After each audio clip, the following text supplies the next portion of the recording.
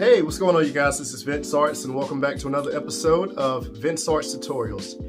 And in this episode, I'm going to go into, the drawing technique, the sketching technique, and also I'm going to introduce you guys to my perspective on, values and shades, which is, I guess it's more than just my perspective. It's basic fundamentals on, the different values and shades and how to approach, with the technique and whatnot. And I'm going to show some examples of my previous work, give you an idea on how I approach specific aspects of that terminology, and also demonstrate, shading, the shading and different values and techniques and whatnot. So without further ado, let's get to this video.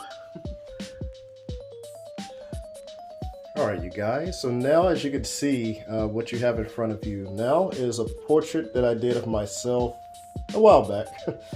But and this is basically a bare minimum, and I know it looks all weird and crazy and all that. And this technique that I've used, like for this concept, this style, I'll share that with you guys in a later episode too. That's a little bit down the line. I know you guys is not going to grasp right now. I think more important is to get the basic fundamentals on how to shade and sketch and whatnot.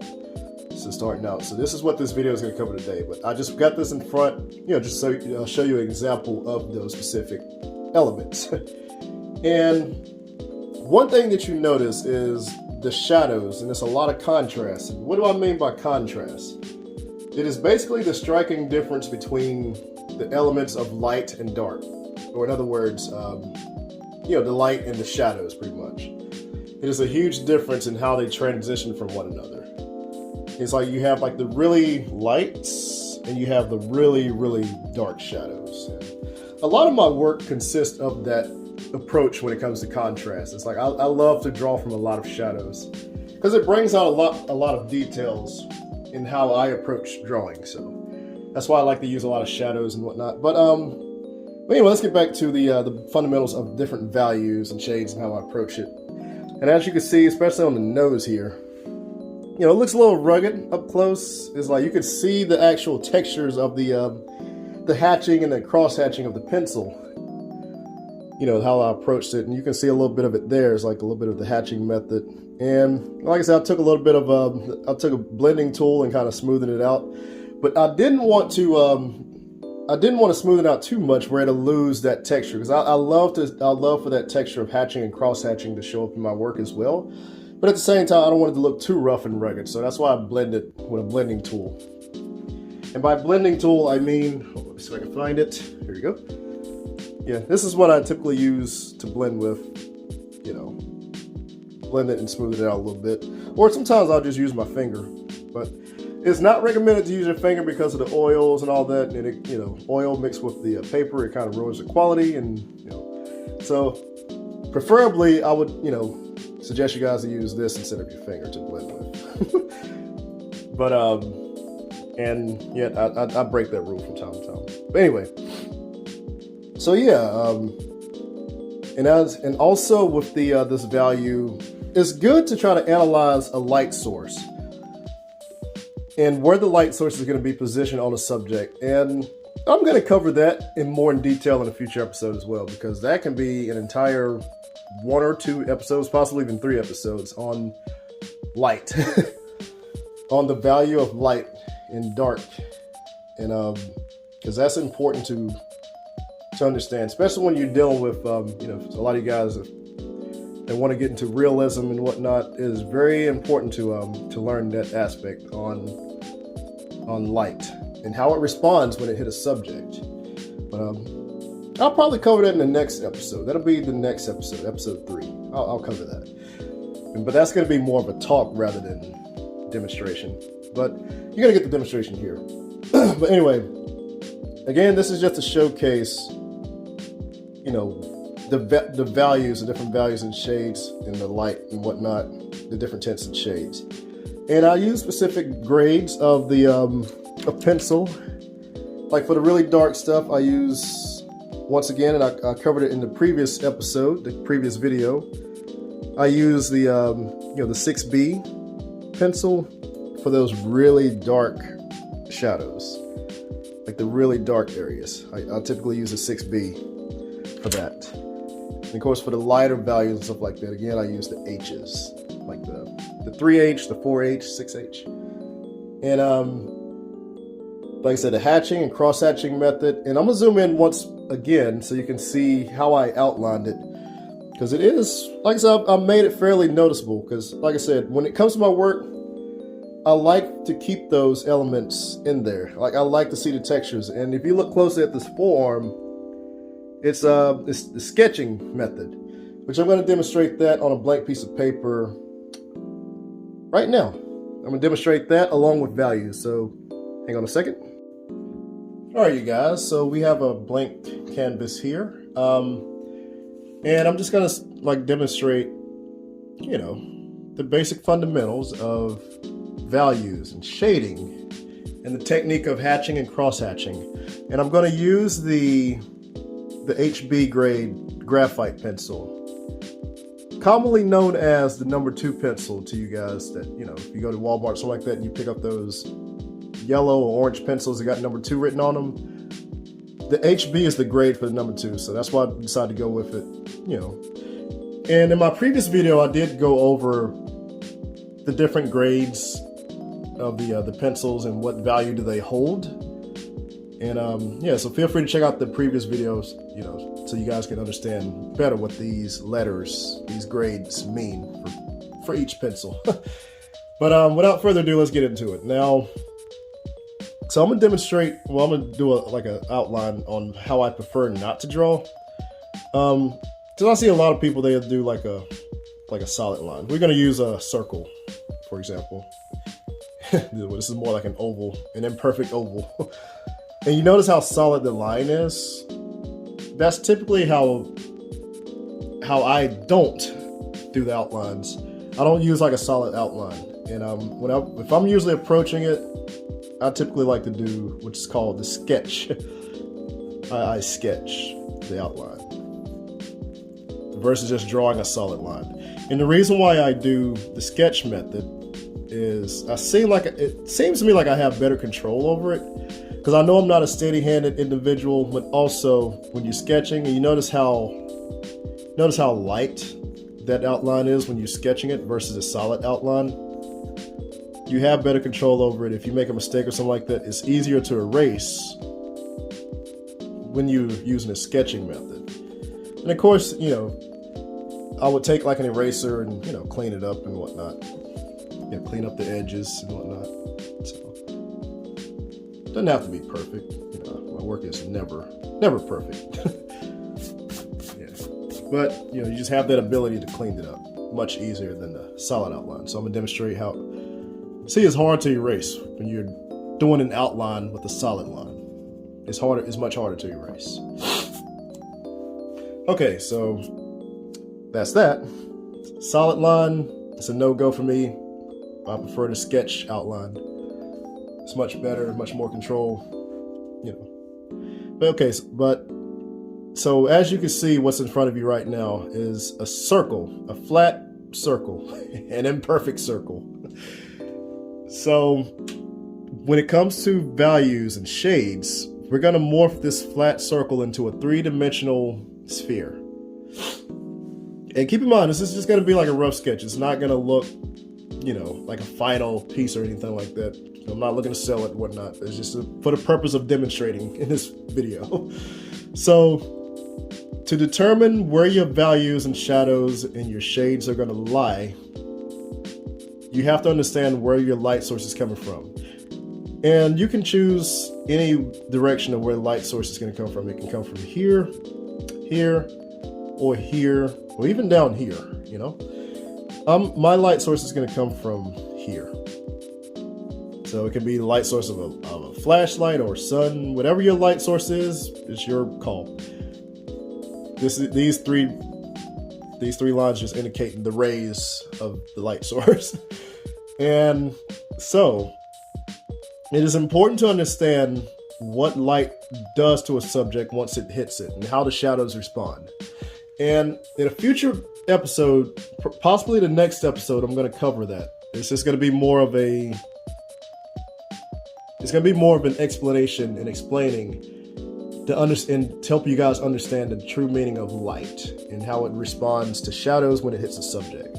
So I'm probably going to cover that in the next episode. But right now, for the demonstration purposes, because this is all about shading and values. So, okay, so this is your light source, and so your shadows is basically going to be casted on the opposite side of the object that the light source is shining on. So the light source is shining on this side, so your shadows is going to respond on the opposite side. So, like this. This is where your light is, this is where your shadows is going to be on the subject. And the way I like to do the shading is a method called hatching and cross hatching. And I'm keeping the same amount of pressure. And you notice, like with my hatching, I'm kind of like rounding it with the rounded object. And now I'm cross hatching. And the cross hatching is just adding an additional layer to make it appear much darker. Make the shadow appear much darker. And as you go towards the light, it's going to be less cross hatching and just more hatching. And even decrease the pressure a bit as you get closer to the light source. So we're just going to go ahead and just extend these hatchings. We're going to extend it a little bit further. And again, you notice how I am rounding the hatching, especially when I get close to the edge of the circle. Again, it's not perfect. It's not perfect, it's not clean, but just to give you a basic understanding of the fundamentals of it for this video. So,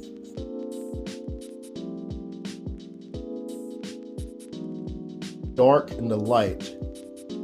That's the amount of values that it would take to get from the darkest dark to the brightest light, to the lightest light on the subject.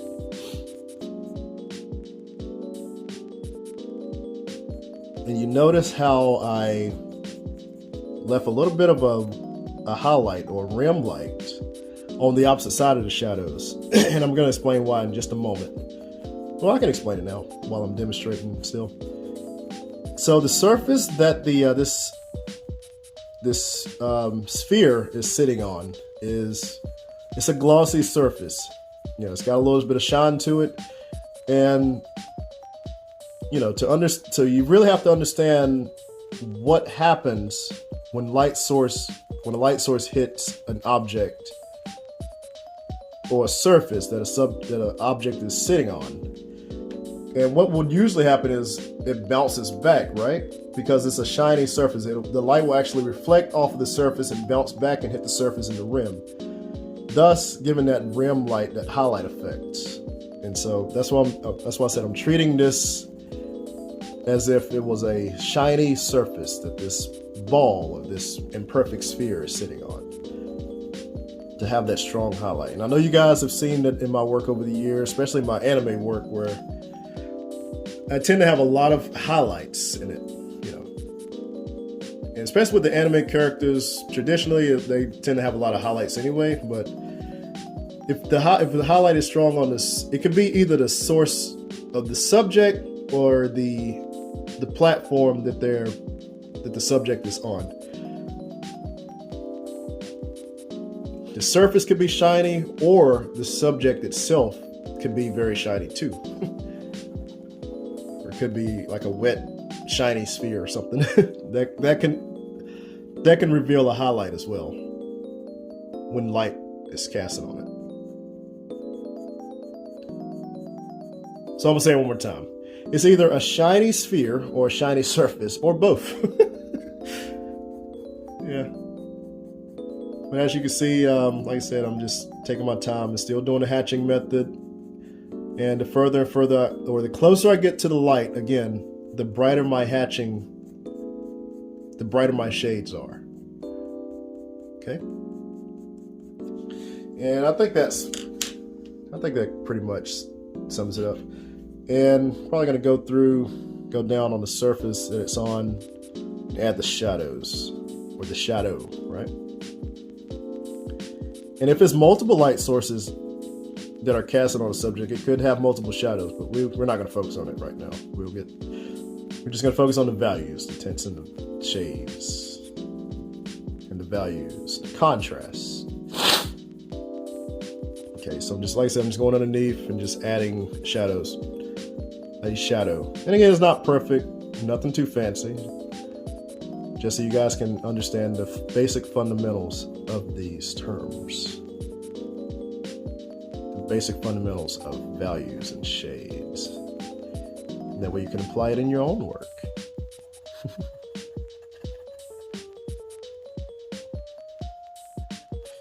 And I like to let it fade. The further and further it gets away from, the shadow gets away from the subject itself, I like to just let it fade. Or you can keep it solid.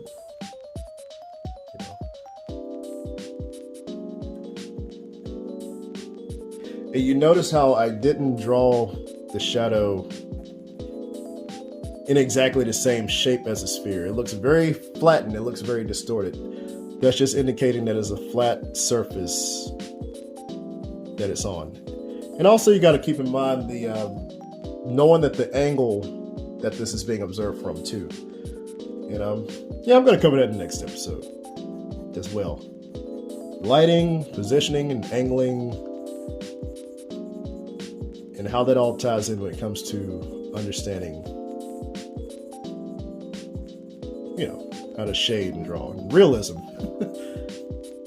And hopefully that video, I won't get too far out there.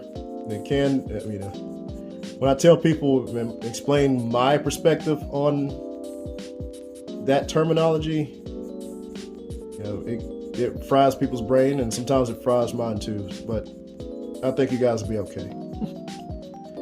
And so yeah, that sums up this, you know, the hatching and cross hatching and the values. And before we had like just a regular imperfect flat circle. And once we started adding values and shades to it, it morphed into this three-dimensional sphere-like object. That now it has a shadow, it has light, it has lighting, it has a highlight, it has its own shadows. It has its own shadow underneath, and it has shadows on it, you know. So we basically just took a flat shape and just brought it to life through the power of values and shading and hatching and cross hatching. And so that wraps up this video, and let me know what you guys think, and stay tuned for the next video. Artz out.